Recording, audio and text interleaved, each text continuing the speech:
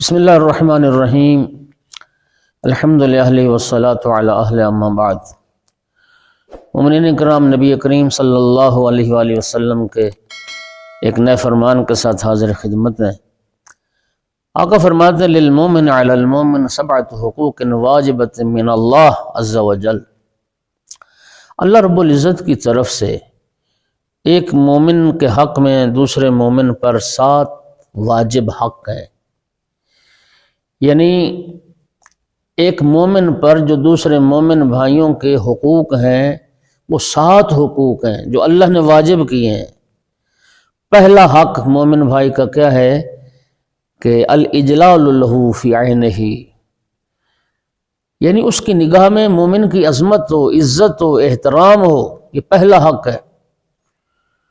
یعنی مومن کو حقیر نہ جانے، مومن کو عظیم جانے، اس کی عزت، اس کا مرتبہ ایک مومن کی نگاہ میں ہونا، یہ پہلا حق ہے اس مومن کا۔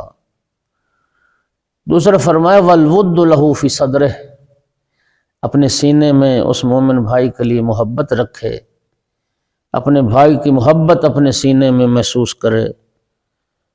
تیسرا والمواسات له فی مالہ، اگر وہ کسی مشکل اور تنگی میں مبتلا ہو جائے مومن بھائی تو پھر مال خرچ کرے، مال کے ساتھ ایثار کرے۔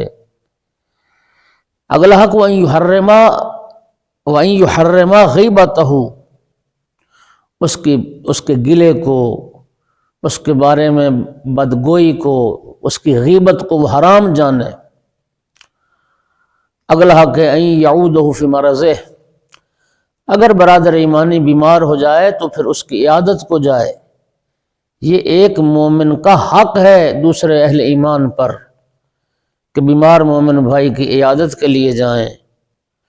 اگلا حق یہ ہے کہ اگر مومن مر جائے ان یشیع جنازتہ، اس کی نماز جنازہ میں شریک ہو، اس کے جنازہ میں تشییع جنازہ کرے۔ اور آخری حق کہ وَأَلَّا يَقُولَ فِيهِ بَعْدَ الْمَوْتِ إِلَّا خَيْرًا، مومن کا دوسرے مومن پر جو حق ہے کہ کوئی مومن اگر فوت ہو جائے تو پھر مر جانے والے مومن کے بارے میں ہمیشہ زبان سے اچھی بات نکالے، مرنے والے مومن کی نیکیوں کو یاد کرے، مرنے والے مومن کی خیر کو یاد کرے، کلمہ حق، کلمہ خیر اس کے بارے میں کہے، اس کے بارے میں کوئی بری بات نہ کرے۔ وآخر دعوانا الحمدللہ رب العالمین۔